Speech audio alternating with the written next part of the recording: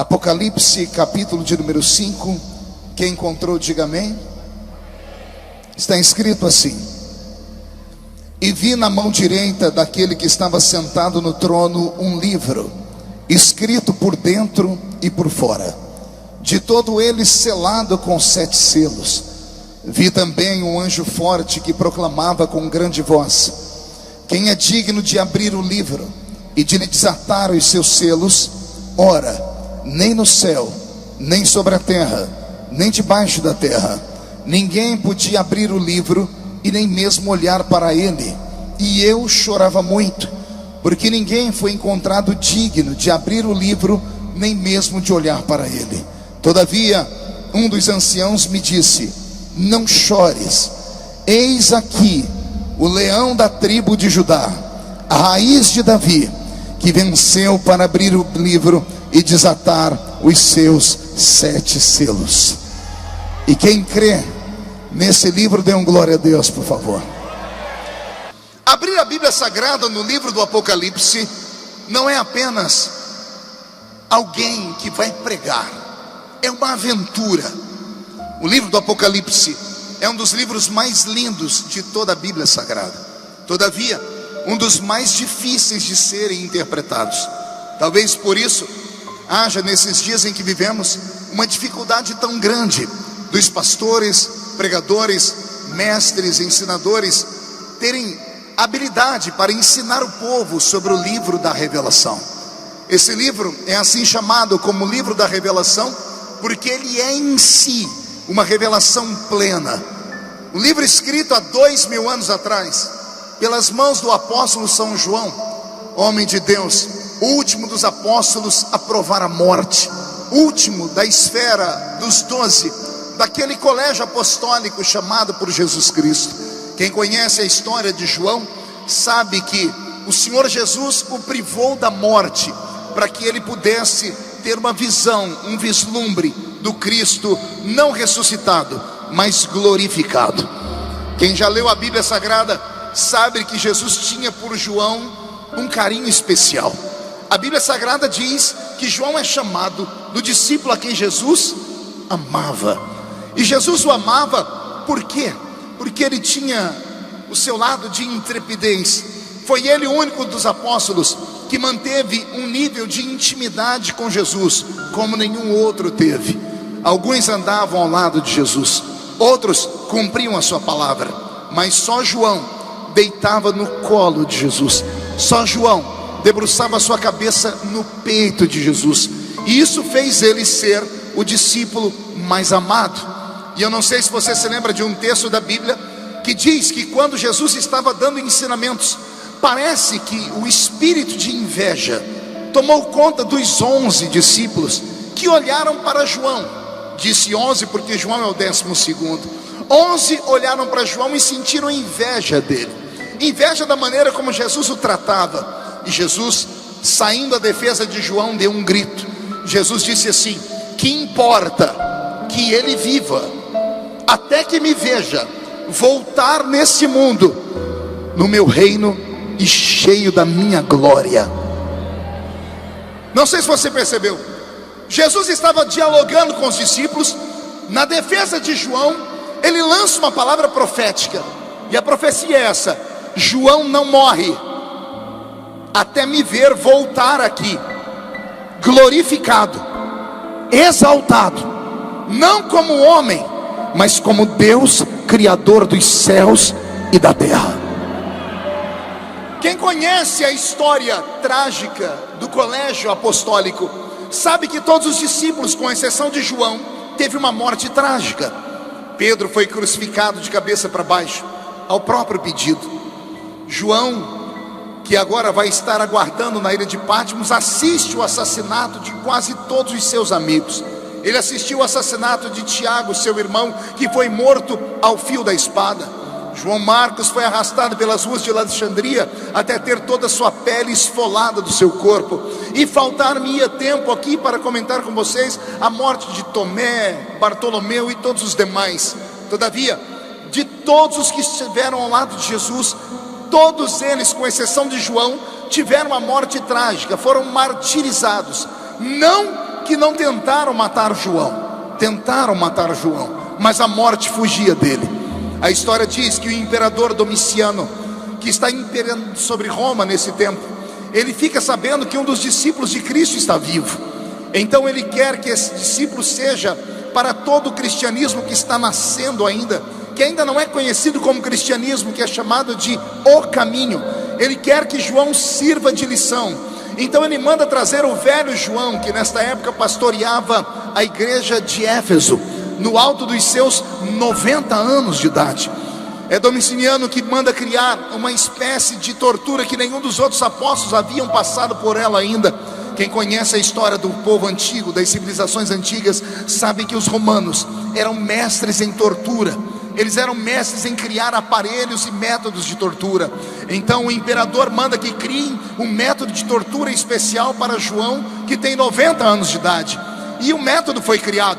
Criaram um tacho de azeite fervendo, colocaram na antessala do rei um tacho gigantesco, muito parecido com uma banheira. Colocaram dentro dela azeite fervendo, e foi neste azeite fervendo que jogaram um velho de 90 anos de idade. As pessoas esperavam que ao toque do corpo de João com azeite, a sua carne se descolasse dos seus ossos e ele então morresse instantaneamente. Todavia, o susto que tomou conta daquele palácio ecoa até os dias de hoje, porque quando jogaram João dentro do tacho de azeite fervendo, primeiro, João não morre. Segundo, o historiador diz que João senta dentro do vaso, dentro daquele lugar de azeite, e começa a tomar um banho de azeite quente. Eu acho que foi o primeiro banho de óleos da história. Primeira sessão de hidratação de pele da história acontece com João, o apóstolo. E então diz o historiador que o imperador, de pé no trono, pergunta a João: por que é que este azeite não te queima? E diz o historiador que João grita de dentro do tacho: é porque o azeite que está dentro de mim é mais quente do que o azeite que está por fora de mim. O que eu passo a contar agora é história, e história envolve a todos. Peço a sua atenção. Poucas pessoas conhecem a real história do motivo pelo qual João foi jogado na ilha de Patmos, e eu gostaria de revelar para vocês hoje. A ilha de Patmos não era uma ilha normal. A ilha de Patmos era uma ilha mística. Diga comigo, mística. Quero que você se lembre que o mundo antigo, da época de João, viviam sobre o regime dos helênicos. Os gregos e romanos tinham uma cultura helênica, uma cultura que dava vazão ao corpo físico e também ao lado metafísico. Os gregos eram os maiores criadores de deuses da história. O céu dos gregos era muito perto da terra, era logo no alto de uma montanha chamada Olimpo. E lá no alto do Monte Olimpo, o deus dos gregos chamado Zeus, que na verdade não era apenas um deus, era uma tríade. Zeus e seus dois irmãos, Hades e Poseidon. Um cuidava do mar, o outro cuidava do céu e o outro cuidava do inferno. Esses três pseudos-deuses, filhos de um outro deus que eles mesmos mataram, tinham na mente dos romanos o domínio. E esses deuses gregos, de vez em quando, desciam na terra para brincar com os seres humanos. Diz a mitologia que Zeus era o mais intrépido de todos. Descia na terra, dormia com as mulheres humanas e delas geravam filhos. Tais filhos eram chamados de semideuses. Diga comigo, semideuses.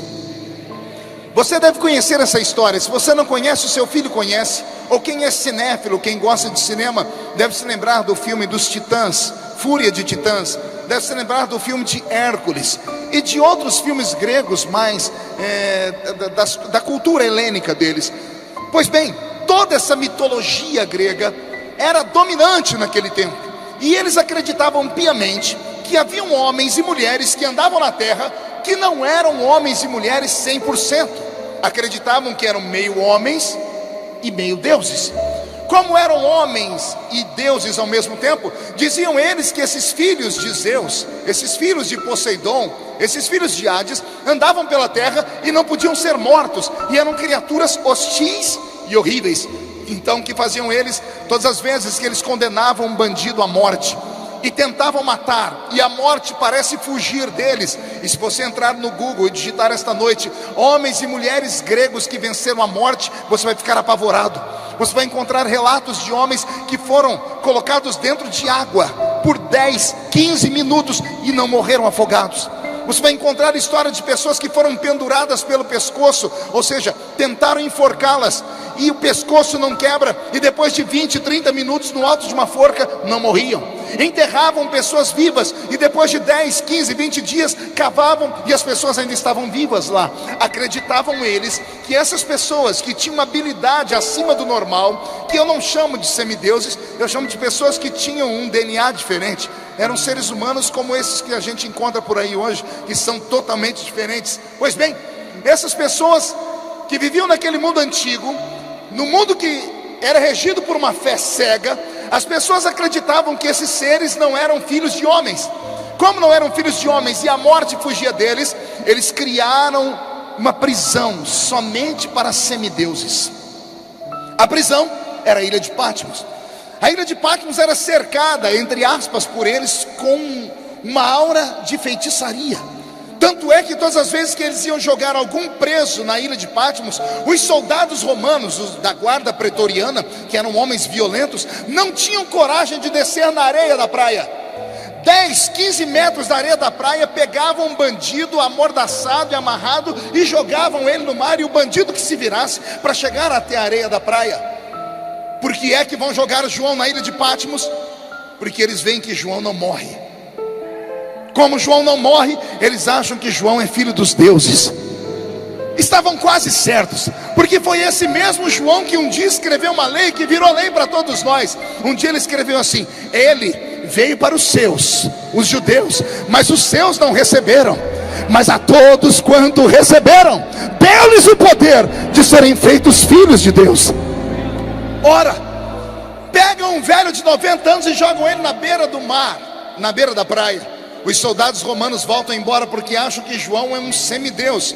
João tem que se virar nos 30 para chegar na areia da praia. Ao chegar na areia da praia, eu quero que você tenha esta visão.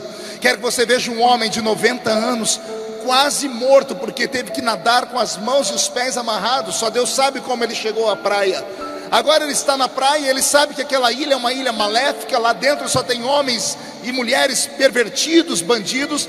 Ele sabe que para trás dele está o mar, na frente está uma ilha cheia de bandidos, à esquerda e à direita uma praia que vai se fechar nela mesma. Ou seja, não há saída para frente, não há saída para trás, não há saída para a esquerda nem para a direita. É por isso que nós vamos aprender com João agora. Quando as portas se fecham, qual é o lugar que o crente tem que ir?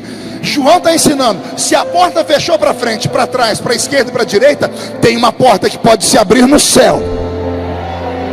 Só que a porta do céu se abre diferente. Pergunte por quê. Só falo se toda a igreja perguntar. Porque toda porta na terra se abre quando nós batemos na porta com a mão. A porta do céu não se abre batendo a mão. A porta do céu se abre batendo o joelho no chão. Eu vou deixar João falar. É ele que fala: e eu estava de joelhos, eu caí de joelhos. Olha o que acontece: quando ele cai de joelhos no chão, ele bate na porta do céu e ele escuta uma voz. Vou deixar João falar. E eu ouvi uma voz por detrás de mim, e virei para ver quem era. E quando eu olhei, lá estava ele, cabelos brancos como a lã branca, olhos como chama de fogo, pés reluzentes como latão que saíra de uma fornalha. O seu corpo era cercado por um linho branco, e um cinturão de ouro traçava o seu peito. E da sua boca saiu uma espada aguda de 2 fios que gritou assim: João, sobe para cá, João.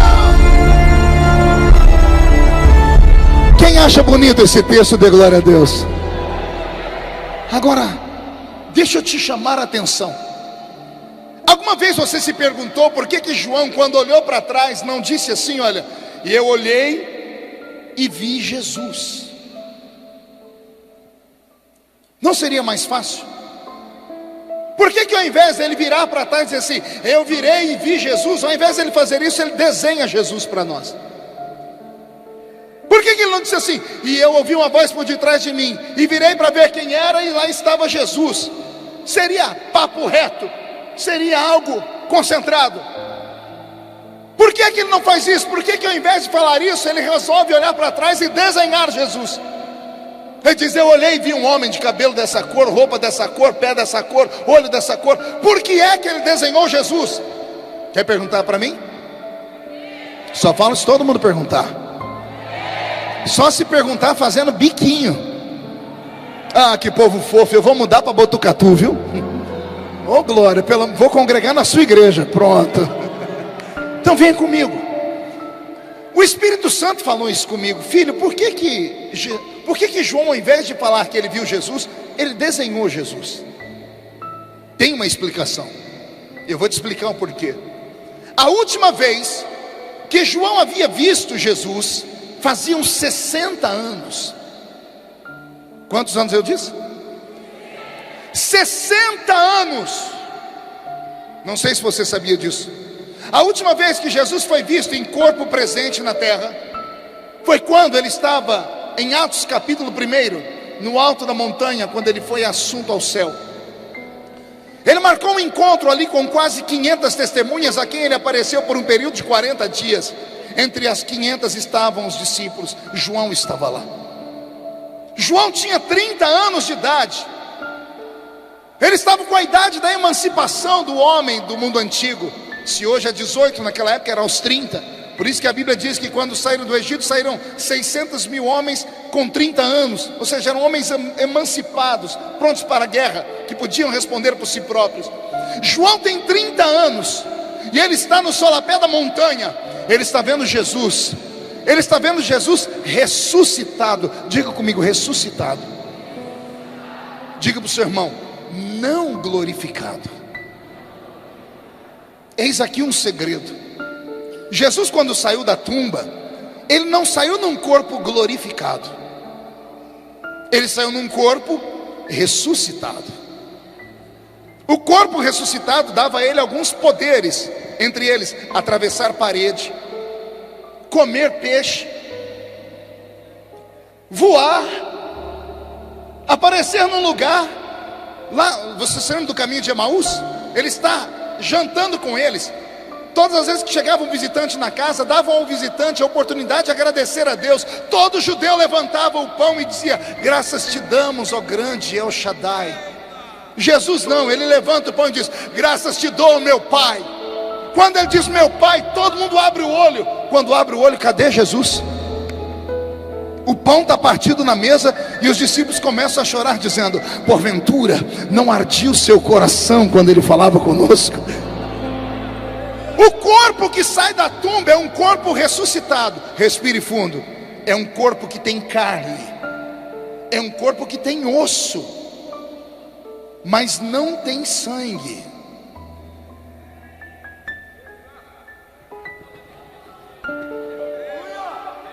Existem alguns segredos na Bíblia que os crentes ainda podem aprender. O corpo que sai da tumba tem carne e osso, mas não tem sangue, porque esse corpo vai ser arrebatado ao céu, e o céu não conhece sangue. Detalhe, o sangue não podia subir para o céu, porque se ele tira o sangue do céu, a gente não tinha pecado perdoado. Só temos o pecado perdoado porque o sangue dele caiu sobre nós e permanece sobre nós. Quando João viu Jesus ressuscitado, ele viu Jesus com um corpo de 1,80 m aproximadamente, cabelos castanhos, olhos castanhos, magro, nariz torto, porque todo judeu tem um nariz adunco, vestindo uma roupa de linho feito na terra. Ele viu os buracos na mão de Jesus, aqueles que Tomé tocou. Ele viu os pés furados de Jesus. Então João, 60 anos antes, a última visão que ele viu de Jesus era essa. Ele viu um Jesus que tinha carne, osso, cabelo castanho, olhos castanhos e ferida nas mãos e nos pés. Amém até aqui? 60 anos passam. Quando ele olha para trás, ele vê o mesmo Jesus. Só que agora o cabelo não é castanho. Agora não tem furo no pé nem na mão. Os olhos dele não são mais castanhos, são como chama de fogo. João se lembra da promessa que Jesus fez. Eu comecei a pregação com ela: que importa que ele viva, até que me veja voltar no meu reino e na minha glória. Não entendeu? Vou desenhar. João tinha uma promessa de viver para ver Jesus voltar em glória. A última vez que ele viu Jesus, Jesus ainda tinha carne e osso. Quando a nuvem ocultou Jesus e Jesus desapareceu, ele foi para uma outra dimensão. E lá nesta outra dimensão, o corpo dele foi glorificado. João viu Jesus ressuscitado quando tinha 30 anos. Mas aos 60 anos, ou 60 anos depois, quando ele tem 90, ele não vê Jesus ressuscitado, ele vê Jesus glorificado. E como ele vê Jesus glorificado, ele sente um alívio na alma. Era a maneira dele dizer: agora eu já posso morrer. Porque viver nessa vida de 70 a 80 anos é enfado e canseira, diz a Bíblia. Um homem com 90 anos sofre mais do que qualquer outro. Todas as pessoas, quando chegam no alto de uma idade dessa, anseiam estar em outra vida. João ansiava morrer, mas a morte não podia tocar ele, porque ele tinha uma promessa. Ai Jesus, ó Deus falando. Você não entendeu?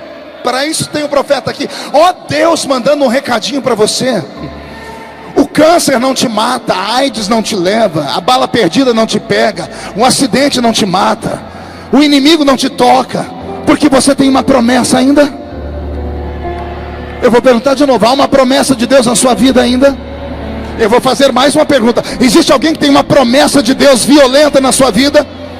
Se você tem uma violência ou uma promessa violenta na sua vida, em nome de Jesus, tira essa tristeza do rosto. Se você tem uma promessa que não se cumpriu ainda, não vale a pena você ficar me olhando com essa cara feia, parecendo que foi batizado num pote de vinagre. Quem tem promessa não fica num culto como esse, com esse olho seco, parecendo olho de sapo que morreu no dia de enchente.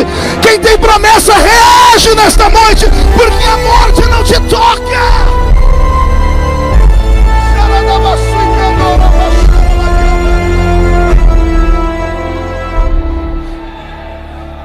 E por falar em promessa, eu já volto para Apocalipse.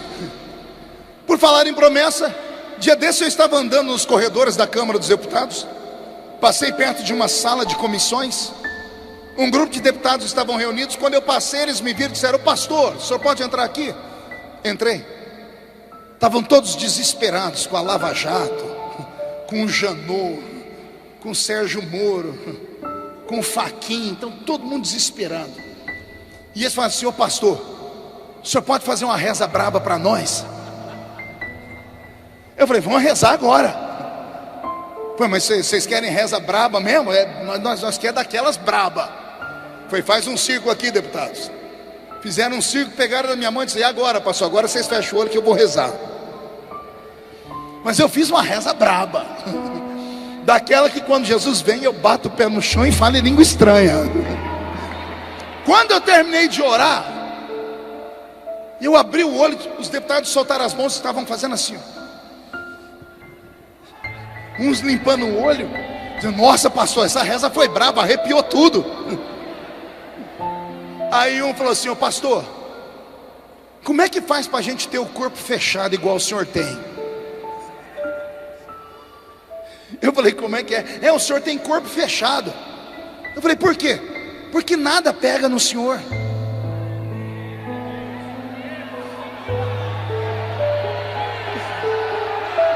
Olha o ímpio dando testemunho. Pastor, tudo que já aconteceu com o senhor, se acontece com a gente já estava morto. Tinha perdido o parlamento, casamento, trabalho, tinha perdido tudo. Mas tudo que acontece com o senhor, hoje a gente até faz aposta. Quando acontece alguma coisa com o senhor, diz assim: quanto tempo vocês acham que ele já está em pé? Em 2, 3 dias já está de pé. Por que é que nada pega no senhor, pastor? Eu falei para eles assim: nada pega em mim por causa de uma coisa: eu tenho uma promessa de Deus.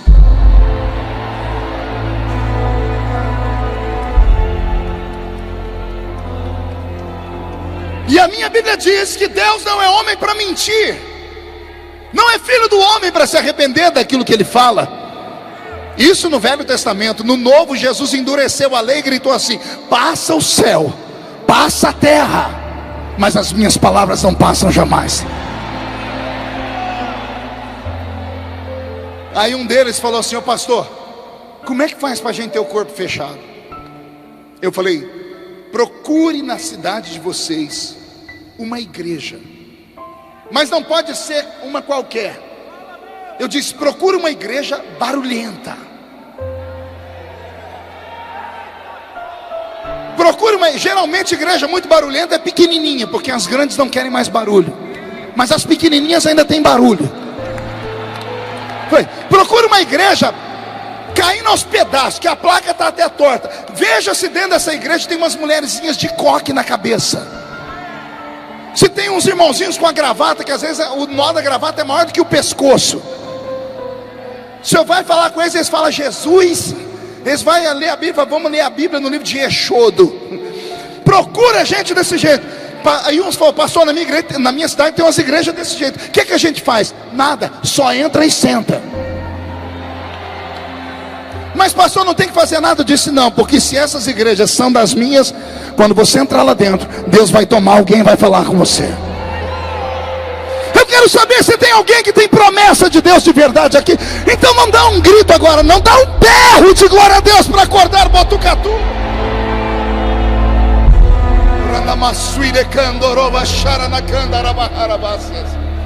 Aleluia. João é arrebatado ao céu, porque a Bíblia diz que ele foi elevado ao céu. O corpo dele é escondido naquela ilha, e o espírito dele visita o território sagrado. Ao entrar dentro do céu, João faz uma visita em vários locais. Creio eu que quando ele visitou o céu neste dia, o céu era apenas um ermo, um lugar imenso, branco, sem construção alguma, com exceção de uma única construção. Pergunte qual? Um tabernáculo. Não, pastor, o senhor leu a Bíblia errada. Tabernáculo é na terra. Não, Hebreus capítulo 9. Assim como há um tabernáculo terrestre. Se o escritor diz que tem um tabernáculo terrestre, é porque tem um celeste. E o tabernáculo celeste foi... Quem enxergou ele pela primeira vez foi Moisés. E Moisés trouxe o modelo do céu para a terra. O tabernáculo que nós temos desenhado no Velho Testamento nada mais é do que um desenho do céu na terra. Diga comigo, céu na terra. Pergunte por quê? Porque o povo hebreu não sabia como adorar quando estavam no deserto. Passaram 430 anos no Egito, e os deuses dos egípcios tinham cara e endereço. No dia de adorar Ísis, todos os egípcios sabiam para onde iam, e os hebreus empregados iam junto. No dia de adorar Baal, Astarote, Azera, Marduk, os deuses da Mesopotâmia, eles sabiam quem adorar e onde adorar. Quando Deus tirou eles do Egito, pôs eles na península do Sinai, e Moisés disse, adorem a Deus, ficaram perdidos. Não sabiam se adoravam para frente ou para trás, se adoravam olhando para uma pedra, uma árvore, ou para uma nuvem, ou para o sol. Foi por isso que Moisés teve que subir ao céu para negociar com Deus uma maneira dele não destruir o povo, porque o povo não conseguia adorar aquilo que eles não viam. Por isso que o povo, na ausência de Moisés, cria um bezerro de ouro. Moisés desceu com as tábuas da lei primária, viu o povo adorando bezerro. Ele quebrou as tábuas e voltou para o alto da montanha, mais 40 dias de jejum. Ele jejuou 80 dias. Foi nesse final de 80 dias que ele conseguiu negociar com Deus. Deus disse para ele, se o povo quer um endereço para me adorar, eu vou dar o endereço. Você vai desenhar o céu na terra. Não entendeu? Eu vou repetir de novo. Você vai levar para a terra o modelo do céu. O tabernáculo é o modelo do céu. Esta igreja nesta noite é um modelo do céu. Se você está no átrio, eu te convido a atravessar o lugar santo e vir no Santo dos Santos comigo. Porque se você entrar no Santo dos Santos, você corre o risco de ver a glória de Deus se manifestando. Posso ouvir um glória a Deus por esta palavra? Depois de perambular pelas ordens do céu, e eu já explico porque eu acho que não tinha nada construído lá com exceção do tabernáculo, João é convidado a entrar em uma sala. E esta sala para mim tem nome. Ela se chama Santo dos Santos. Quando ele entra no Santo dos Santos, ele vê um ser assentado em um trono. Não há duas, nem três, nem quatro cadeiras, só há um trono. E tem um ser sentado no trono. Este ser tem na mão um livro, fechado por dentro e por fora. Quando João olhou o livro, Ele ouviu alguém gritar dentro daquela sala, um ser de branco: ninguém na terra, nem em cima e nem debaixo dela, pode olhar o livro, pode abrir o livro, ou pode ler o que está escrito dentro deste livro. Olha o que João diz: quando eu ouvi isso, eu me desesperei, e eu chorava muito. Já viu alguém falar disso? Nossa, eu chorava muito. Chorava muito é clamor, ou mais forte do que clamor, clangor. É um grito ensurdecedor, é alguém que está à beira da morte, é um desespero da alma. O que é que faz um homem que está dentro do céu chorar desse jeito? E comento uma coisa com vocês: foi a primeira e a única vez que alguém chorou dentro do céu. Deus, quando viu João chorar, o próprio Deus se desesperou, e ele criou uma lei só por causa do choro de João. Ele diz: todos os que vierem aqui a partir de agora não choram mais. Para entrar no céu vão passar pelo lenço da eternidade, porque eu vou enxugar dos seus olhos todas as suas lágrimas. As lágrimas do velho João tocaram Deus de uma forma violenta. E olha que interessante, quando João está chorando, aparece um outro homem de branco gritando: João, não chores. Já encontramos alguém que pode abrir o livro, que pode ler o livro e desatar os selos. Olha quem está entrando ali por aquela porta, João. E João deve ter perguntado: quem é ele?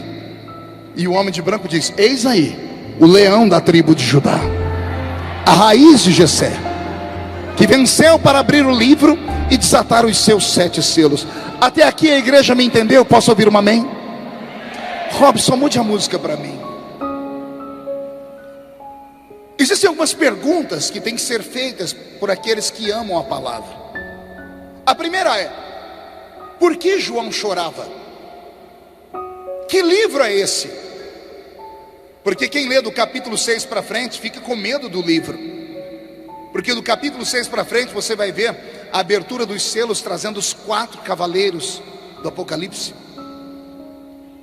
Você vai ver sair um cavaleiro branco, com um arco sem flecha, porque a flecha já foi atirada. Você vai ver sair um cavaleiro vermelho, que tem na sua mão uma grande espada. Você vai ver um cavaleiro negro que tem uma balança. Vai ver um cavaleiro amarelo, trazendo pestes e mortes.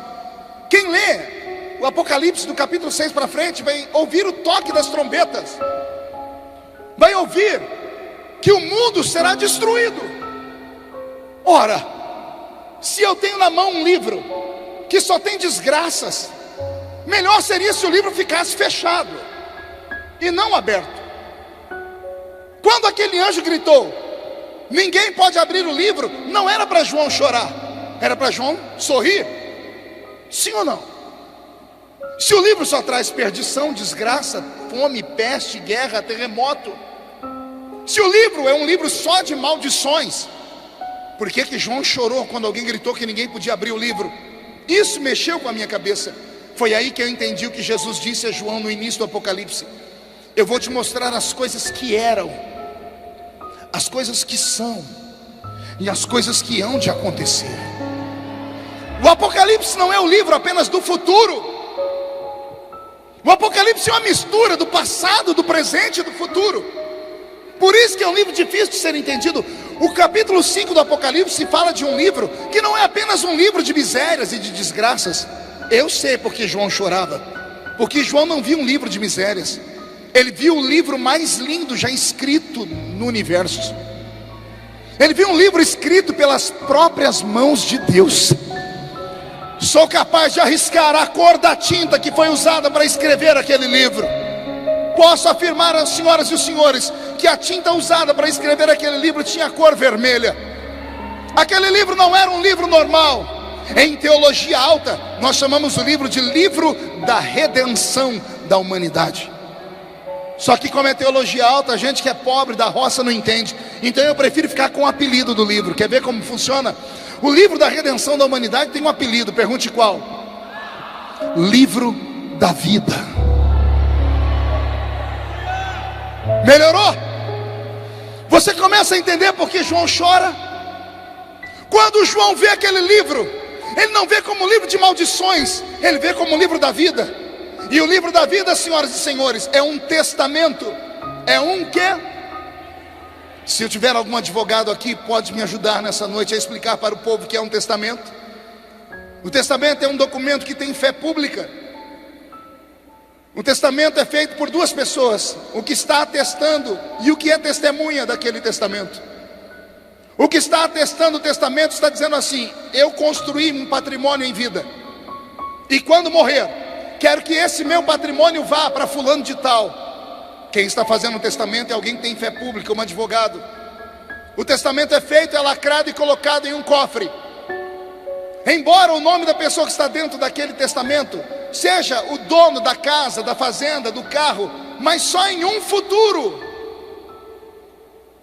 Porque o testamento só tem validade quando ele é aberto, e ele só pode ser aberto quando aquele que atestou morre. Começou a entender aí ou não? Vou explicar. O livro da vida é um testamento. O que tem dentro dele é um bem. E quem vai herdar esse bem, o nome está escrito lá dentro também. Só que esse livro só tem finalidade ou funcionalidade se alguém abrir ele. Mas só pode abrir aquele que tem o bem que está escrito lá dentro. E qual é o bem que tem dentro do livro da vida? A vida eterna. Só que há uma lei estabelecida por Deus na terra que diz que todos pecaram e destituídos estão da... A alma que pecar esta, o salário do pecado é a... Então olhe para o seu irmão e diga: ninguém pode abrir o livro. Você entendeu? Tem um promotor no céu gritando com o juiz que está segurando o livro: senhor juiz, ninguém pode abrir esse testamento. E o juiz perguntando: por que não? Porque não foi encontrado ninguém digno de dar o que está escrito aí dentro. O que está escrito aí é a vida, não é? Sim. Quem é que pode dar a vida se todos pecaram? Todos estão destituídos. Ninguém pode dar o que está escrito aí. Por isso esse promotor grita: ninguém na terra, nem debaixo e nem em cima dela, pode sequer olhar para este livro. Oh meu Deus, estou com o corpo arrepiado. Porque quando esse promotor estava vencendo o debate, não é que aparece um advogado lá, e o advogado diz assim: ô seu juiz, o promotor está errado, já encontramos alguém.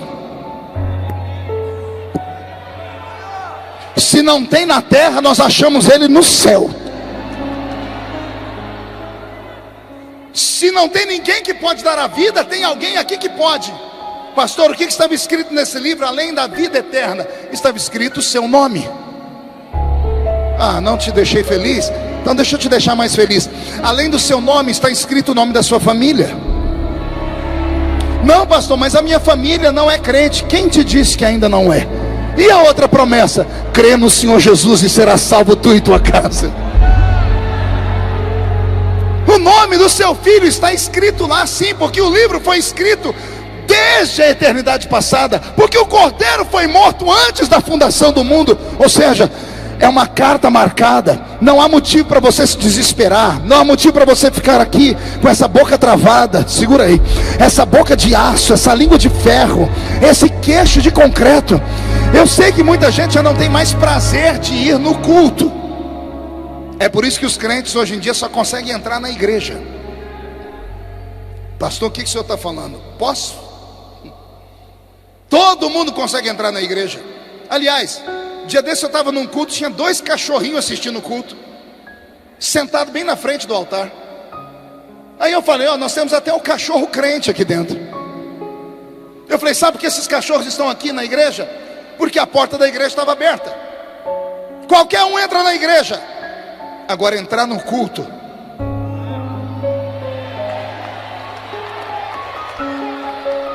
eu queria que você tivesse a visão que eu tenho daqui de cima. É desesperadora.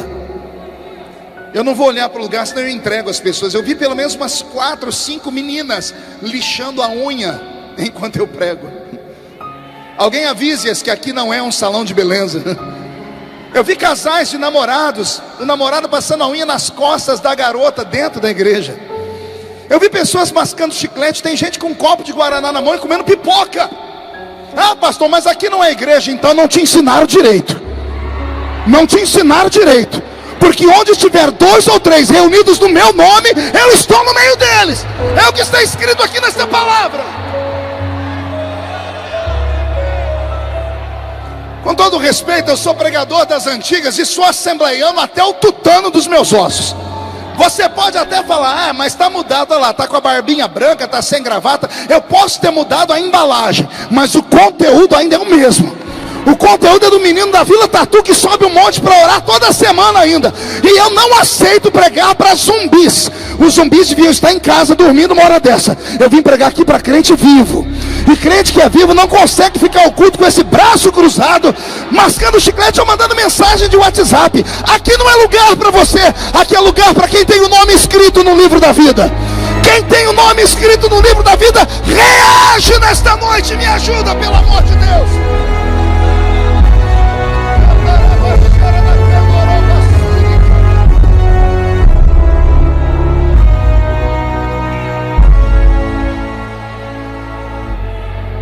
Eu acho que o convite do ano que vem vai ser cancelado, mas eu vou falar. Não suporto mais pregar para ciborgues. Como assim, pastor? A nossa geração é uma geração de robôs. Parece que o pastor tem um controle remoto, ele aperta o botão e fala, fica em pé, a pessoa fica, senta, a pessoa senta. Olha para a esquerda, a pessoa olha para a direita. Fiz de morto. Tem alguma coisa estranha, e muito estranha acontecendo. E não venha me dar essa desculpa que você não é mais como antes, porque agora você é estudado, viu? Dia desse eu participei de uma reunião onde os pastores falaram, a nossa igreja mudou, a nossa geração mudou, porque os nossos filhos são letrados e estudados. Ei, eu me comunico em 3 idiomas, escrevi 21 livros, tenho 4 formaturas, e pelo menos 2 vezes por semana eu subo um monte para orar no meio do mato. Eu falo com você do jeito que falo com o presidente da república. O problema não é o anel de formatura, não. O problema é a sua essência. O problema é que você enferrujou com o passar do tempo. Se eu fosse um pouquinho mais atrevido, eu ia dizer que o problema são seus pecados escondidos. A vida podre e porca que você leva longe dos olhos dos pastores e da igreja. A vida dupla que você leva na madrugada com esse WhatsApp, passeando pelo seu Facebook, mandando suas fotinhos, mandando suas nudes para os seus queridos namorados ou namoradas. Talvez esse seja o problema. Um dia desse eu estava num programa de rádio, entrou um crente daqueles bem atrevido e falou assim, pastor, como é que o senhor se sente pertencendo a uma geração de pastores que não tem unção para pregar? Me deu uma raiva. E eu falei, eu não tenho unção para pregar? Não é? Eu falei, o senhor tem um pouquinho. E eu falei, o que você quer dizer? Ele falou, eu venho de uma época que quando os pastores pegavam o microfone para dar a paz do Senhor, o culto acabava, de tanta glória que caía na igreja. Pregadores não precisavam pregar 2, 3 horas. Bastava um louvor e a glória de Deus descia sobre a igreja. E não era cantor famoso, um hino da harpa. Aí eu abaixei minha cabeça e chorei. Eu falei para ele, você não está completamente errado, porque eu também sou dessa época. Aí eu falei para ele, só que o problema não está só com os pregadores. O problema está com a igreja. Há 20 anos atrás, um crente só tinha 3 lugares para ir: igreja, casa e trabalho. Os mais afortunados tinham um 4º lugar, que era a escola, que na minha época quase ninguém estudava. Era igreja, trabalho, casa e alguns para a escola. Éramos ridicularizados e sofríamos preconceito por causa da Bíblia, por causa da roupa, por causa do cabelo. Não íamos nem para a festa de aniversário de parentes não crentes, para você ter uma ideia. Os vizinhos não gostavam da gente. Então o crente não via a hora de chegar o dia de ir para a igreja, porque quando ele se trancava naquela igrejinha de madeira, de chão vermelho, aqueles banquinhos duros, e os instrumentos eram só dois, uma sanfona e um pandeiro, e a gente chorava e gritava, porque lá dentro ninguém tocava na gente. E sabe o que era bonito? Pergunte o quê? Todo culto era uma experiência. Nós não perdíamos um crente para a novela. Nós não perdíamos um crente para a viagem de fim de semana para ir para a praia, para o Guarujá. Nós não perdimos um crente para a final do Fla-Flu, ou do Corinthians, do Palmeiras. Nós não perdimos nenhum crente para o Big Brother. Nossos filhos não saíam às noitadas para as baladas gospel. Mas domingo de manhã estávamos na escola dominical aprendendo a palavra. Nós sabíamos que Jesus ia voltar a qualquer momento. O tempo passou e dê uma olhadinha para nós.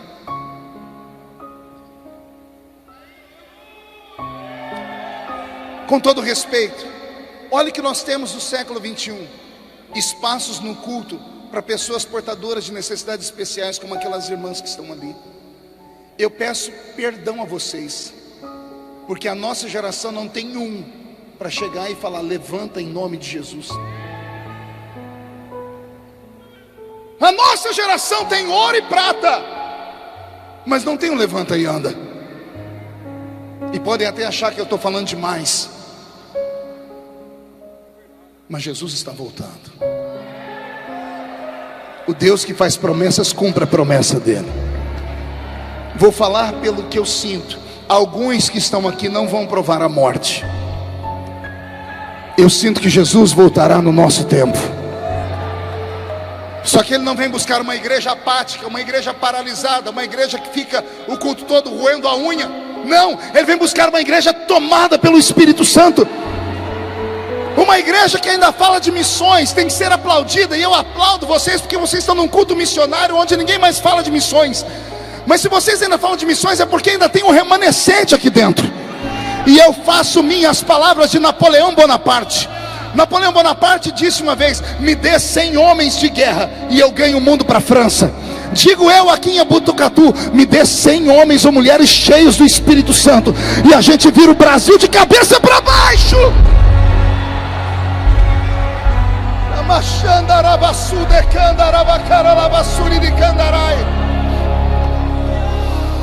Ele está aqui, Ele está aqui.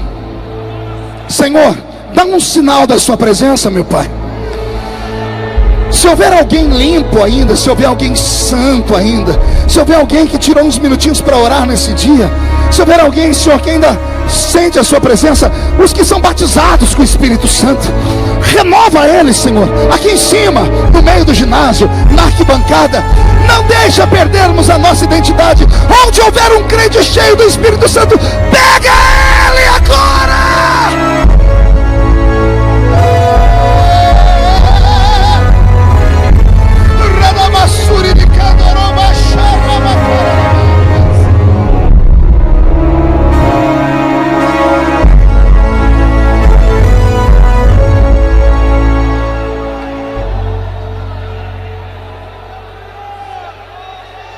Ah, se você soubesse a luta, a dificuldade, o sacrifício, a epopeia que o leão da tribo de Judá teve que fazer para que o seu nome fosse escrito no livro da vida. Você já leu no Velho Testamento que Deus desistiu da humanidade várias vezes? Você sabia disso, crente? Inúmeras vezes Deus desistiu do homem. Ele mostrou isso quando ele derramou água sobre a terra. Ele disse a Moisés: eu vou destruir esse povo e faço de você um outro povo. O homem não merece o que Deus deu. Quando Deus olhou para a terra e viu a terra perdida, Ele deu um grito no céu. Um texto paralelo, Apocalipse 5. É o texto de todas as manhãs missionárias que eu já participei. Isaías 6 e 8. Alguém já ouviu esse texto? A quem enviarei? Quem há de ir por nós? Ao que respondi eu: eis-me aqui, envia-me a mim. Quem já leu esse texto? Eu preguei a vida inteira esse texto, colocando Isaías como o maior missionário do Velho Testamento. Como eu estava errado. Apocalipse 5 e Isaías 6 é a mesma história. Como no céu onde Deus está não existe passado, nem presente, nem futuro, Deus levou 2 homens no trono dele, João e Isaías. Apocalipse responde a pergunta de Isaías. O Velho Testamento inteiro, de Gênesis a Malaquias, as primeiras 5 dispensações bíblicas, inocência, consciência, governo humano, era patriarcal e lei, foi o período onde Deus Pai tentou convencer a raça humana e ganhar a confiança dela, mas o homem não aceitou Deus. Todos os heróis que Deus levantou do Velho Testamento tombaram, todos, sem exceção. Quando terminamos Malaquias, a diferença entre o Velho para o Novo Testamento são 400 anos, chamamos de período interbíblico. Por isso nós temos 2 testamentos, o Velho e o Antigo, 2 pactos, Antigo Testamento, Antigo Pacto, Novo Testamento, Novo Pacto. A separação de Malaquias e Mateus são 400 anos. Quantos anos? 400 anos que Deus ficou sem falar com a raça humana, 400 anos que não houve manifestação de anjos na terra, 400 anos que a nuvem, a Shekinah de Deus desapareceu, 400 anos onde Deus, que se manifestava em forma do anjo do Senhor, teofania, Deus não aparece mais. Por 400 anos Deus abandonou a raça humana. Olhe para mim, pergunte para mim o que aconteceu, pastor. Vou mostrar para você em Gênesis 8. Noé estacionou a arca no Monte Ararat. Ele abriu a janela, soltou uma pombinha por 3 vezes. Não foram 3 pombas, foi a mesma pombinha. Na primeira ela voou e voltou. Na segunda ela voou e voltou com um raminho de oliveira no bico. Na terceira vez ela voou e não voltou mais. Isso não está na Bíblia só para as professoras contarem para as crianças na escolinha das crianças. Era Deus dizendo o que aconteceria com a raça humana. Era Deus dizendo: vou abrir o céu por 3 vezes, e por 3 vezes vou descer a terra. Uma em forma de pai, outra em forma de filho, e outra em forma do Espírito Santo. Na primeira vez Deus pousou e não encontrou lugar para pousar. Velho Testamento inteiro, de Gênesis a Malaquias, as 5 dispensações, não encontrando lugar para pousar, a pombinha voltou para a arca, sentou no trono, olhou para a terra e deu um grito. Pergunte qual? E agora? A quem enviarei? Quem há de ir por nós? O grito do livro de Isaías é respondido lá no livro do Apocalipse, porque do nada o anjo fala aquilo. Deus diz: e agora quem enviarei? Um anjo grita: ninguém, porque ninguém na terra, nem debaixo dela e nem em cima dela, pode olhar o livro ou abrir esse livro. Estava terminada a história, mas como não tinha ninguém, à direita de Deus Pai se levanta um ancião de dias, Jesus. E Jesus diz ao Pai: eis-me aqui. Não entendeu? Vou falar de novo. A pergunta é de Deus: e agora a quem enviarei? O anjo gritou: ninguém, porque na terra não tem ninguém. Como não tinha ninguém, Jesus ficou de pé e disse: então, eis-me aqui, envia-me a mim.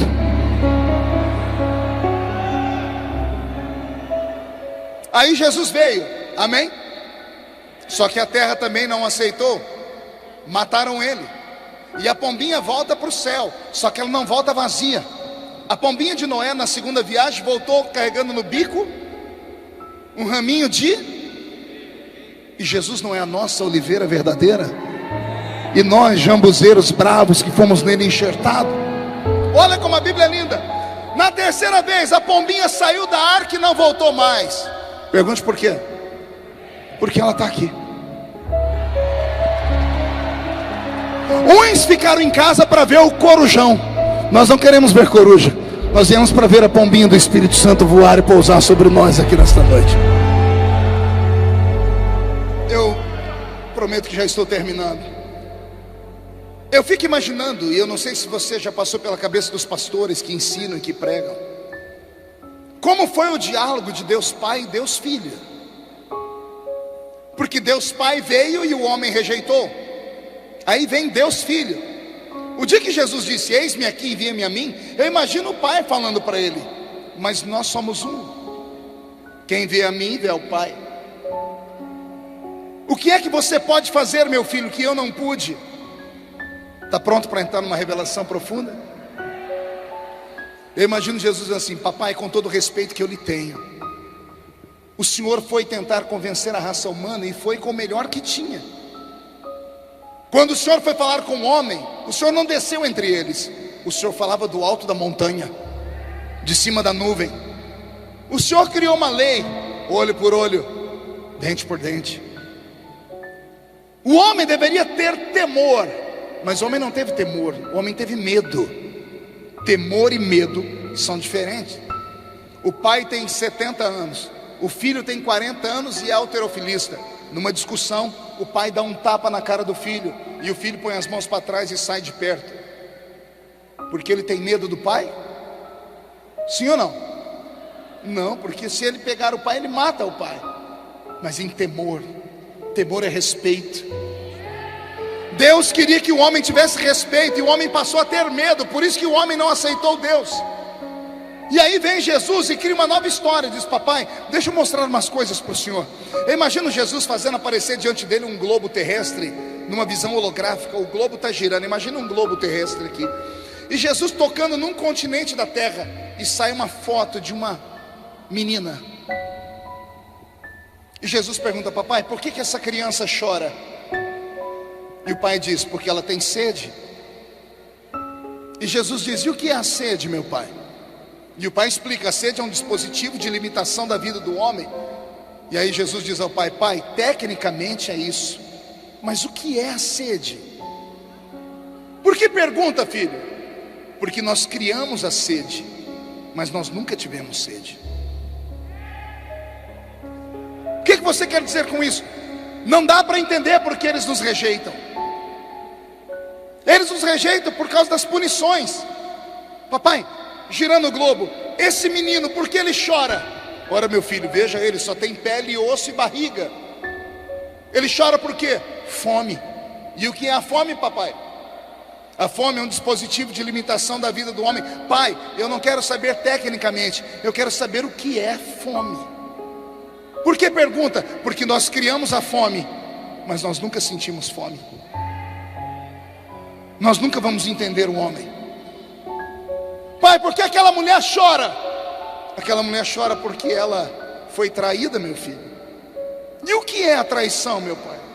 De alguém bem próximo, de alguém que come conosco, de alguém que acorda conosco. Que dor é essa? E o pai fica em silêncio. Por que aquele homem chora, meu pai?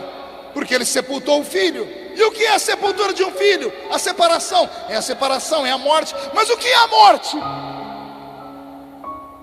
O que você quer dizer, meu filho? Nós criamos coisas para essa raça que nós nunca vamos entender, porque o homem não é como os anjos. Vou te dar um ensinamento. Anjo não tem sentimentos.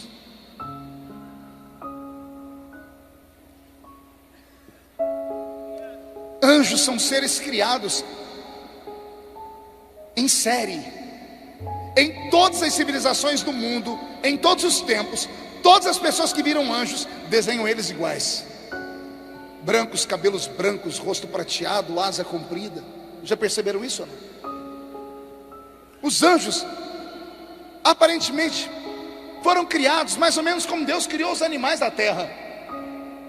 Quem já viu o leão? Quem já viu 2 ou 3? Tem diferença? Tem diferença entre os elefantes, as girafas, os cachorros da mesma raça? Pegam os shih tzus, são todos iguais. Pega os bacetes, são todos iguais. Pega os gatos, são todos iguais. Parece que os anjos e os animais foram criados em série, com exceção de alguns. A Bíblia dá nome para 3: Miguel, Gabriel e Lúcifer. Na Bíblia católica vamos encontrar mais uns 5. O restante não. No livro de Enoque nós temos o nome de 200, mas o livro de Enoque não está na nossa Bíblia. Então parece que são seres criados de uma forma. Os serafins foram criados para louvar a Deus. Eles não fazem outra coisa. Desde que foram criados, eles só fazem isso: santo, santo, santo, santo, santo, santo, santo, santo, santo. Anjo criado para guerra não faz outra coisa a não ser guerrear. Miguel é anjo de guerra, sim ou não? Gabriel é anjo de guerra? Não. Mensageiro, comunicador, ministro das comunicações do céu. O dia que ele desceu para falar com Daniel, lá no capítulo 10 do livro de Daniel, ele foi bloqueado por demônios. Já viu falar de anjo perder para demônio? Pois lá está. Gabriel ficou preso 21 dias no céu, porque os demônios prenderam ele. Pastor, por que Gabriel não pegou os demônios pela orelha? Porque ele não é de guerra. Quando ele desce para entregar a oração para Daniel, ele diz assim: a tua oração foi ouvida desde o primeiro dia. Eu fiquei preso pelo príncipe do reino da Pérsia, mas o varão Miguel desceu do céu. O ministro da guerra guerreia. Vocês estão entendendo? Anjos não têm os talentos que nós temos. Anjo não tem paladar. Anjo não come. Anjo não tem olfato, porque não precisa de oxigênio para respirar. São seres eternos. Os animais irracionais são diferentes de nós também. Animal irracional não tem intelecto, não tem espírito, são alma vivente. Tanto é que quando Deus foi fazer os animais, Ele pediu uma mãozinha para a terra. Ele diz: terra, gera os animais aí. Os animais são frutos da terra e são chamados de alma vivente. Não minta para o seu filhinho dizendo que o totó foi para o céu dos cachorrinhos, porque não tem céu para cachorrinho, tá bom? Porque a vida dos animais começa aqui e termina aqui, porque eles não têm espírito. Eles vivem por instinto. Anjo é espírito. Os anjos foram criados assim, ó.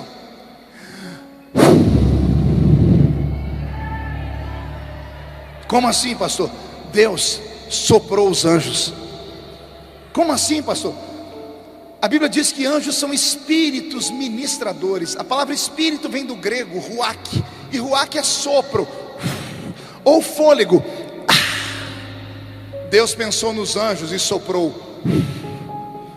Você já se perguntou se Deus pode sofrer uma nova rebelião no céu?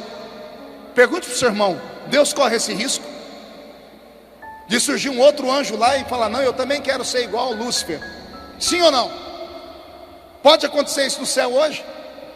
Não. Pergunte por que não. Após a queda de Lúcifer, Deus pegou os seus seres que Ele fez em série e consertou eles. Alguém já estava assistindo televisão e de repente apareceu: General Motors convoca todos os clientes que compraram um carro, ano tal, modelo tal, que procurem uma concessionária para fazer um recal, porque deu um problema na repimboca da parafuseta. Quando dá um problema num carro, dá um problema em todos. Após a queda, Deus santificou os anjos no caráter. Deus não corre o risco de sofrer outra queda no céu, porque os anjos foram consertados. Amém até aqui? Anjo é espírito, animal é alma. Anjo é eterno, animal tem uma vida que termina aqui. Anjo não mora na terra, ele visita a terra. Vem aqui, fica do seu lado. Quando você dorme, ele tibum para o céu. Vai lá receber recarga do céu. Anjo se alimenta. Pergunte do quê? Só fala se todo mundo perguntar. De glória. Pastor, isso aí é forçação, né? Não é. Anjo se alimenta de glória, e eu provo na Bíblia. Se eu provar, vocês prometem dar um grito para deixar o irmão do seu lado meio surdo? A ciência moderna diz que o homem é o que o homem come. Sim ou não? Olha para a irmãzinha do seu lado e para o irmãozinho, você vai ver a dieta dele, né?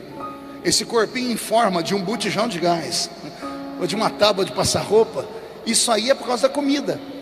Mulheres, a minha esposa veio falando dentro do carro: meu amor, a médica disse que está faltando vitamina D na família inteira. Pergunte para a pessoa do seu lado por que o cabelo dela é tão bonito. Ela vai dizer: isso aqui é vitamina A. A pele da pessoa fica bonita por causa da alimentação, porque o homem é o que o homem come. Repita comigo: o homem é o que o homem come. Você crê nisso? Tem um homem na Bíblia, eu já citei ele aqui na pregação, que ele fez um jejum de 80 dias. Nenhum ser humano consegue jejuar 80 dias. Moisés jejuou 2 períodos de 40 dias ininterruptos. Deixa ele falar. Deuteronômio capítulo 9, verso 16: eu desci do alto da montanha depois de 40 dias e 40 noites sem comer pão e beber água com as tábuas da lei. Desci e vocês adorarem um bezerro de ouro. Quebrei as tábuas e voltei para o alto da montanha. Mais 40 dias, mais 40 noites, não comi pão e não bebi água. Algum ser humano vive 80 dias sem comer e sem beber? Sim ou não? É impossível. E por que é que Moisés não morreu? Pergunta aí. Uai, se o homem é o que o homem come, vê como é que ele desce da montanha. Tiveram que pegar um pano e colocar no rosto dele, dá licença. A pele dele estava bonita demais. A pele estava brilhando como o sol. Você não entendeu? Se a pele do homem é modificada por aquilo que ele come, por que a pele de Moisés brilha como o sol? Se alimentou de glória. Os anjos sobem até o céu, se abastecem de glória e descem para te proteger. Quando você dorme, quando você entra no estado beta, do estado alfa para o estado beta, que é aquele estado que, se a trombeta do arrebatamento não tocar no seu ouvido, você fica. Quando você se desliga de tudo, você não precisa mais de proteção. Aí o anjo do Senhor que está ao seu lado volta ao céu e no monte da congregação recebe o brilho do sol da justiça, se alimenta de glória e volta no dia seguinte para te proteger. Detalhe: anjo não pode morar aqui. Pergunte por quê? Tudo que é feito de uma matéria, quando tira da matéria, ou morre ou sofre metamorfose. Se tirar um peixe da água, o que acontece com ele? Por quê? Porque ele é terra com água. Se tirar uma vaca da terra e botar ela no asfalto e deixar ela só no asfalto o resto da vida dela, o que acontece com ela? Morre. Porque vaca é terra, precisa comer terra. Pastor, vaca não come terra. Não é só a vaca que come, todos nós comemos terra. Comemos terra transformada. O arroz vem da onde? A laranja, tomate, espinafre. Se tudo vem da terra, nós comemos terra transformada. Se botar um laço na nossa boca e a gente parar de comer, o que acontece com a gente? Porque se tirarmos a matéria da matéria, a gente morre. Se tirar uma estrela do lugar onde ela está, que é no cosmos, que nós chamamos de firmamento, e firmamentos são gases, a estrela morre. Quem já viu estrela cadente? Por que é que você vê aquele rastro de fogo e de repente ela se apaga? Ao entrar na nossa atmosfera, perde toda a vida. Porque ela saiu da matéria dela. Estrela é feita de gás, se tirar do gás, morre. Peixe é feito de água, se tirar da água, morre. Vaca é feito de terra, se tirar da terra, morre. Anjo é feito de glória, se tirar da glória, não morre porque é eterno. Ele se transfigura, ele vira demônio. É por isso que Paulo diz que se Satanás quiser, ele pode até aparecer em forma de um anjo de luz, mas ele tem que se esforçar demais. Porque como ele ficou muito tempo fora do brilho do sol da justiça, ele morreu. Temos exemplo na terra. Os peixes mais horríveis da história vivem no profundo dos oceanos, porque a luz do sol não chega lá. Todo ser vivo que não tem a luz do sol fica deformado. Os anjos, quando saem do brilho do sol da justiça, perdem a sua forma e se transformam em demônios. Amém até aqui? Anjo não pode morar na terra, ele visita a terra, mas vai para lá. Animal irracional não vai morar no céu, porque se tirar da terra ele morre. Amém até aqui? Duas criaturas, anjos e animais. Aí Deus resolveu fazer você. Quando Deus foi fazer você, ele estava inspirado. Ele pegou a essência dos anjos, que é espírito, e pegou a essência dos animais racionais, que é terra e alma, e colocou os três separados na frente dele: espírito, alma e terra. E Deus pensou: o que acontece se eu juntar os três?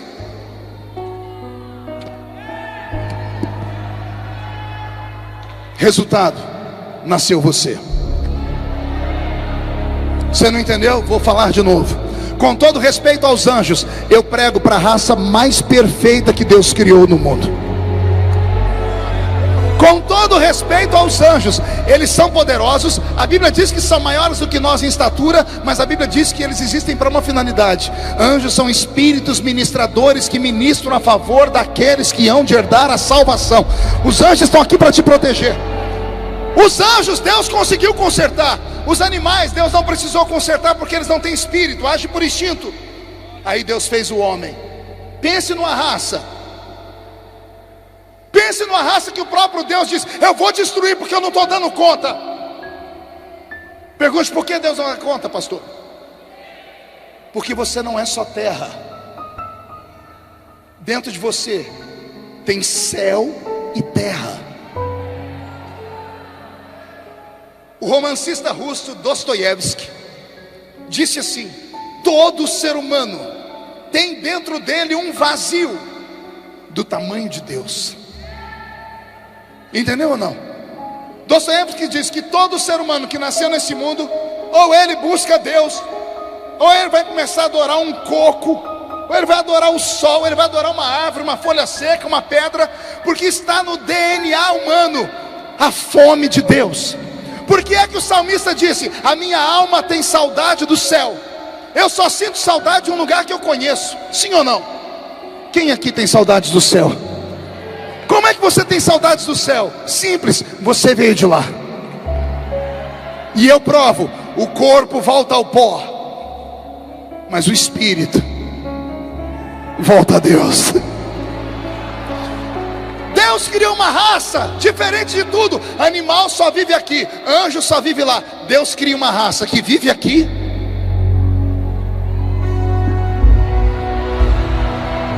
Eu amo ver vocês pensar: anjo só vive lá, animal irracional só vive aqui. Aí Deus criou você que vive aqui, e qualquer dia desse vai viver lá.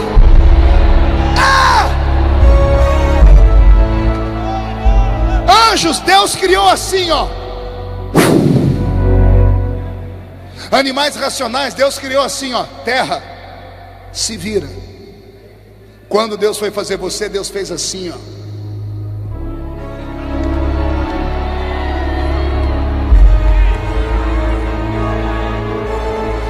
Estava com barro na mão, disse: agora eu preciso de um modelo para fazer o homem. Os anjos passaram na frente dele. Graças a Deus não tem ninguém parecido com um anjo aqui. Imagina você sentado aí, o irmão falando: ô irmão, tira a asa da minha cara que eu quero ver o pregador. Aí o irmão perguntando: qual das 6 asas? Porque eu tenho 6 asas. Imagina se Deus te faz igual os serafins. Imagina se Deus faz o seu marido igual um querubim, irmã. Beijar uma boca já está difícil, imagina beijar 4. Porque querubim tem 4 rostos, está escrito na Bíblia. Então tem 4 bocas. Imagina o senhor chegar em casa e Deus ter feito a sua mulher igual um arcanjo, 3 metros de altura, uma espada de fogo na cintura, e falando assim: e aí, baby? Não houve modelo de anjo. Deus olhou para a terra: muito obrigado, Senhor, porque o Senhor não nos achou parecido com nada aqui. Só o bocó do Charles Darwin, que diz que o tataravô dele foi um chimpanzé. Se ele acredita nisso, ou se alguém mais aqui acredita nisso, eu te respeito. Mas o meu tataravô não era um chimpanzé. Já vou te explicar o que ele era. Deus não fez ninguém parecendo um animal. Apesar que de vez em quando a gente encontra uns seres que a gente fala: esse... Já pensou se Deus tivesse feito o irmão do seu lado parecendo um gambá? Se Deus te faz parecendo um porco espinho, e o pastor diz: dá um abraço no seu irmão, né? Apesar que tem gente que parece que quando vem para a igreja escova o dente com o rabo do gambá, né? Mas isso é outra conversa para um outro dia. Deus olhou para os animais e não viu o modelo, só sobrou a água. Eu imagino Deus olhando para as águas. Não sei se o rio Tigre ou o Eufrates, ambos banhavam o Éden. Deus está olhando, procurando um modelo. Ainda bem que Deus não nos fez parecendo uma orca. Já pensou se Deus faz o irmão do seu lado parecendo um baiacu? Fica nervoso, incha e solta espinho e veneno. Ainda bem que Deus não encontrou nada nas águas para fazer a gente. Como não tinha modelo entre os anjos, entre os animais da terra e os animais da água, eu imagino Deus olhando para as águas. Daqui a pouco a água para, o vento para de balançar a água. Água parada vira... Eita, eu vi alguém gritar. Água parada vira o quê? Espelho. E Deus está procurando um modelo para fazer o homem.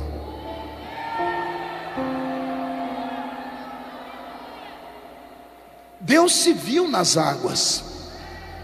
Quando ele viu como ele era, ele deu um grito: já tem um modelo.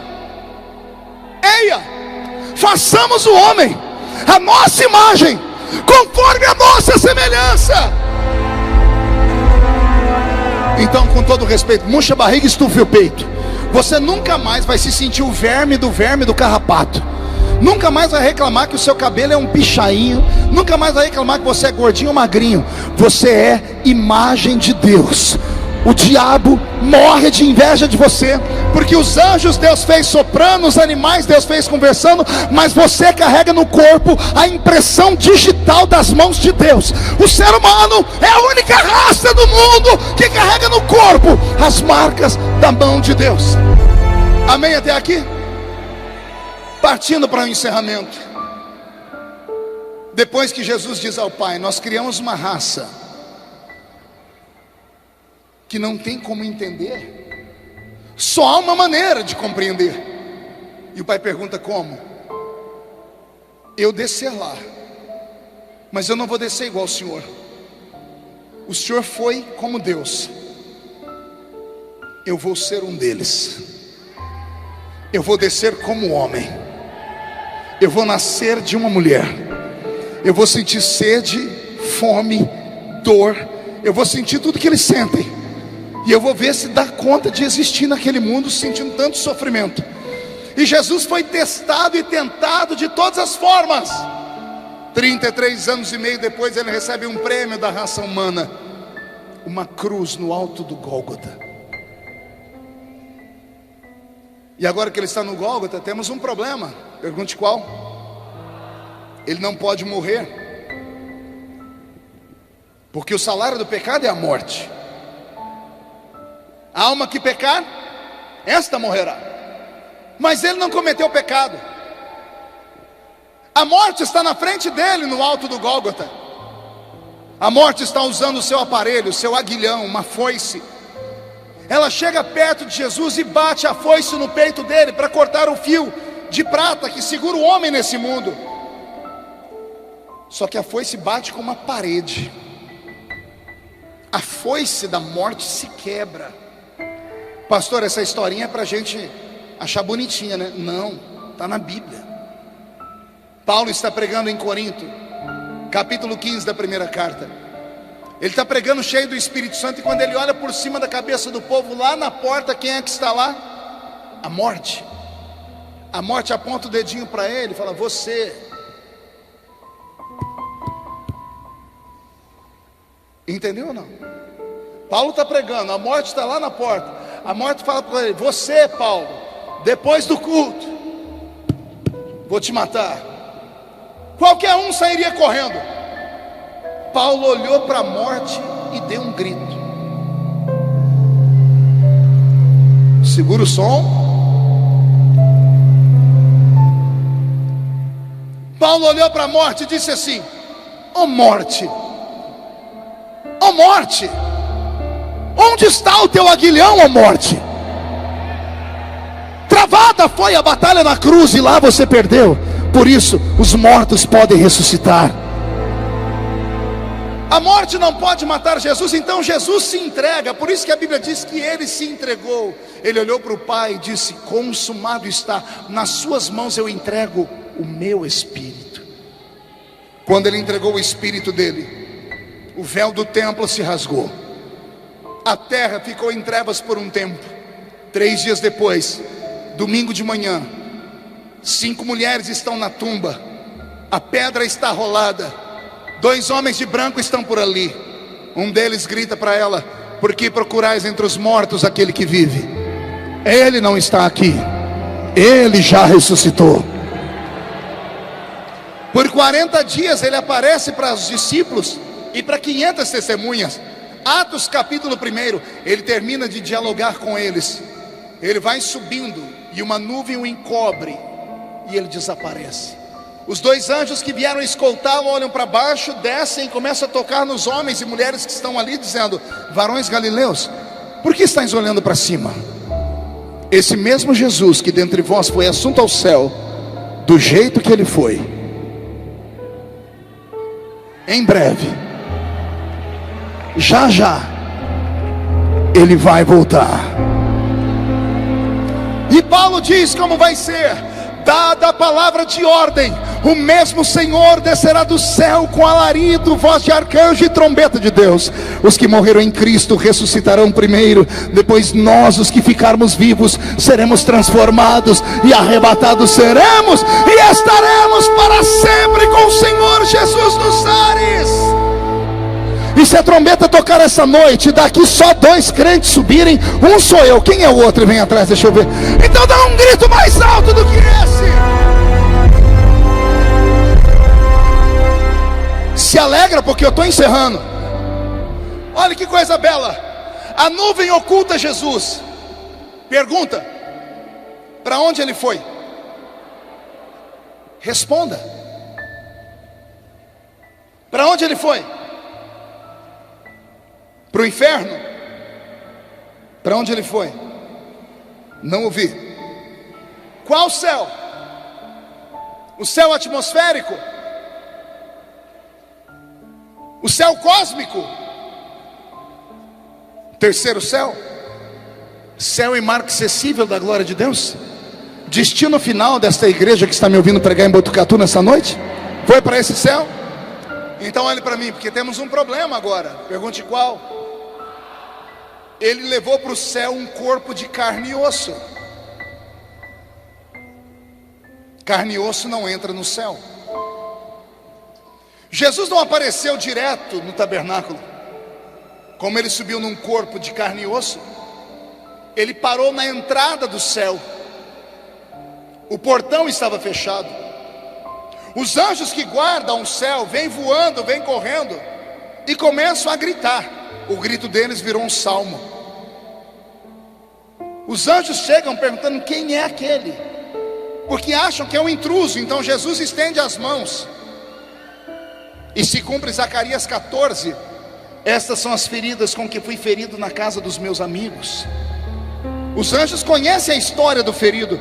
Então os anjos que vieram para prendê-lo abaixam a cabeça e começam a cantar: levantai, ó portas, as vossas cabeças, levantai, ó portais eternos, para que entre o Rei da Glória. Os anjos que estão dentro do céu com a chave do portão vêm voando, vêm correndo, olham pelas frestas do portão e gritam: mas quem é este Rei da Glória? Porque ele tem carne e osso. Quem é este Rei da Glória? Os anjos que vieram escoltando ele levantam as asas e cantam: ele, o Senhor dos exércitos, poderoso na batalha, ele é o Rei da Glória. O portão do céu se abre. E eu me emociono, porque pela primeira vez o portão do céu se abre e um homem de carne e osso põe o pé dentro do céu. Quando o pé dele pisam as ruas douradas, se cumpre a lei. Era um recado dele dizendo: é possível nascer aí nesse planetinha azul e vir morar aqui em cima um dia.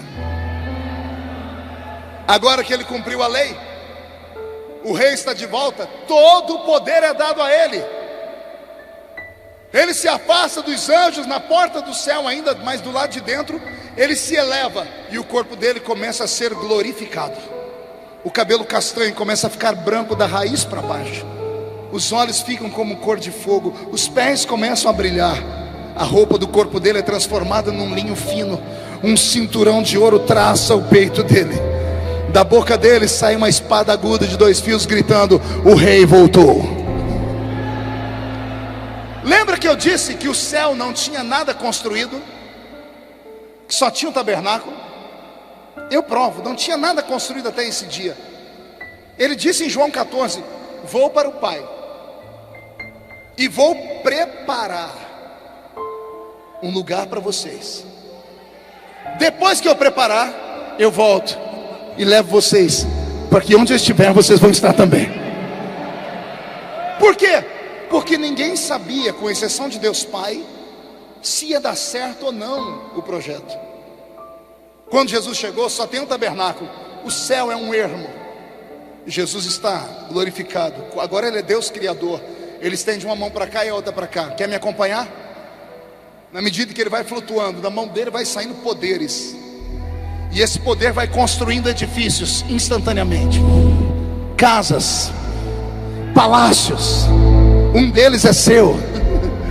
Você não entendeu? Jesus vai voando, vai saindo poderes, Ele vai construindo uma cidade sagrada. Tem uma casa lá que tem o seu nome, crente.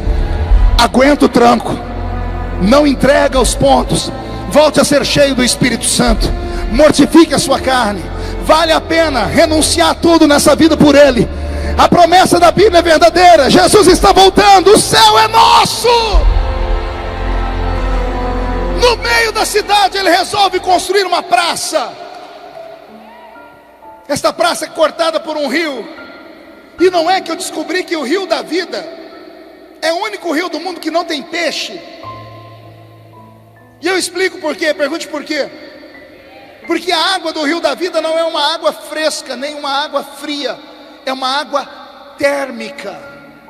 A água do rio da vida é uma água quente. E eu posso provar.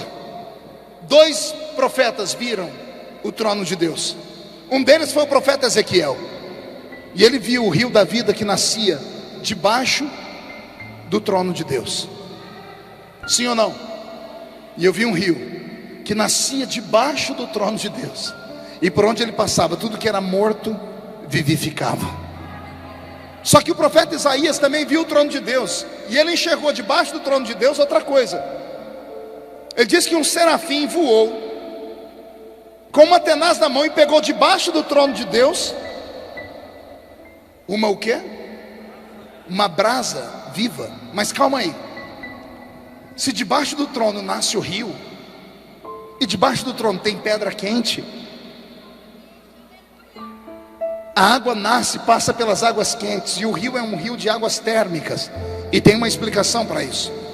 Os mais velhinhos aqui já devem ter ido no médico. O médico disse: se puder, vai em Caldas Novas, vai tomar um banho nas piscinas de água quente, porque a água quente reconstrói tecidos, amortece o tempo, desenferruja as juntas e medulas. A água quente é água que cura. Existe um rio naquele céu, onde todos nós vamos nos banhar nele, porque todas as feridas que esse mundo maldito deixou em nós será curada quando entrarmos naquele lugar. Não perde a sua esperança. Eu encerro dizendo que agora Jesus vai entrar no tabernáculo. Ele passa pelo átrio, onde estão os 24 anciãos. Ele atravessa o lugar santo, onde estão os 7 Espíritos de Deus, 7 anjos poderosíssimos. E ele entra no Santo dos Santos. Está preparado? Só que para entrar no Santo dos Santos tem uma porta. Quem abriu essa porta, ou o véu, foi um dos anjos que vieram escoltar ele. Enquanto um abriu, o outro entrou. Quando o outro entrou, ele viu um homem caído no chão chorando. E esse que gritou, que viu o homem chorando, voou até ele e disse assim: João, não chores.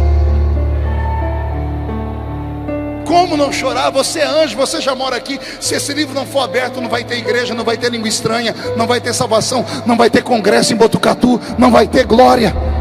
Aí o anjo diz: fica tranquilo, já encontramos alguém que pode abrir o livro. Quem é? Olha quem está entrando lá. Eis ali o leão da tribo de Judá, a raiz de Jessé, que venceu para abrir o livro e desatar os seus 7 selos. E quem crê nessa história, diga: eu creio. Fique de pé, por gentileza. Incline a sua cabeça.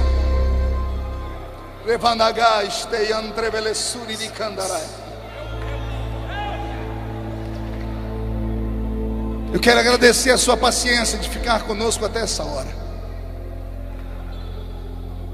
Incline a sua cabeça. Eu quero orar por dois grupos de pessoas. O primeiro grupo é o que mais precisa, porque não tem nada pior em uma guerra do que um soldado ferido. O soldado ferido tira 2 soldados bons da batalha, porque tem que carregar ele.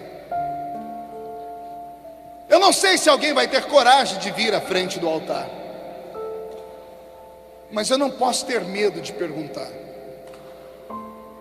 Tem um grupo de pessoas aqui que, enquanto me ouviam pregar, começaram a dizer para si mesmo: eu já fui melhor do que isso. Eu já sonhei mais. Eu já preguei, profetizei, cantei.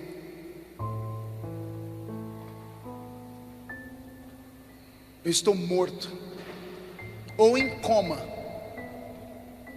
Estou frio e vazio. E eu queria saber se você gostaria de uma oração especial. Pastor, o senhor vai querer que eu vá aí na frente, né? Só existe milagre no altar. Pastor, mas se eu for aí, o que é que vão falar de mim, pastor? E quem fala de você paga as suas contas, por acaso?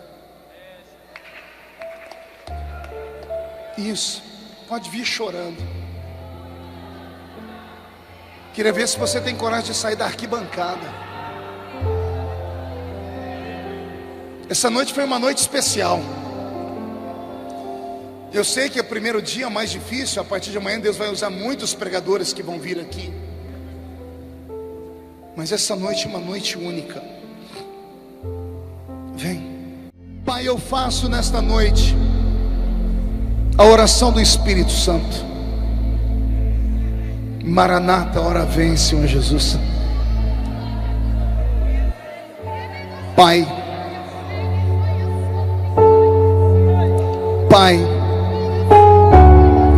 na minha frente estão homens e mulheres guerreiros, soldados. Não me importa como eles entraram aqui, me importa como vão sair daqui. Vieram aqui carregados de lutas, de tristezas, de angústia, mas o Senhor está enchendo eles do Espírito Santo nesta hora. Foram guerreiros e corajosos de saírem da arquibancada, do meio da nave do templo, e vieram à frente do altar. Não podem sair daqui sozinhos. Faz cair sobre eles a sua presença, faz cair sobre eles a sua glória nesta hora. Onde houver um deles batizados com o Espírito Santo, renova eles agora. Libera os dons do Espírito Santo nesta hora. Aleluia. Minha salvação e a ti me rendo. Se ao teu lado estou, seguro em tuas mãos, eu nada temerei.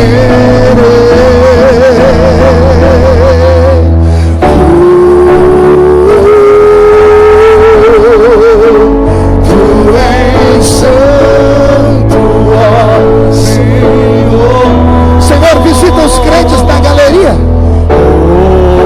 Visita este altar.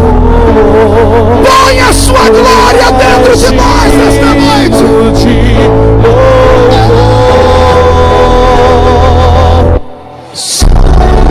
Em ti confiarei, eu nada terei. Em frente eu irei, Pois eu sei que vivo estás, e um dia voltarás no céu pra nos buscar, pra sempre reinarás. Aleluia. Solte a mão do seu irmão e toda a igreja levante a mão direita para o céu de olhos fechados.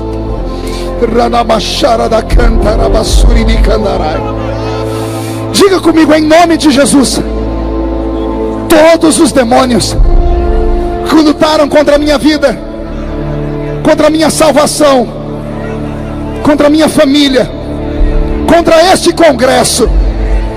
Eu ordeno, venha para a palma da minha mão agora, feche a sua mão com força. Eu vou contar até 3, você vai jogar no chão e vai pisar em cima. E depois que você pisar em cima, eu queria que você abraçasse pelo menos 3 pessoas e falasse para elas: o arrebatamento da igreja está próximo, Jesus está voltando. Maranata, ora vem, Senhor Jesus. Você nunca mais será o mesmo. 1,5, sua família sentirá orgulho de você de novo. 2, quem viver verá, para ver o renovo e a renovação que vai descer sobre a sua congregação, sobre a sua casa. 2,5, Botucatu será chamada de capital do avivamento no estado de São Paulo. 3, jogue no chão, pise em cima, abrace 3 pessoas, profetize sobre elas. Em frente eu irei, pois eu sei que vivo estás, e um dia voltará do céu pra...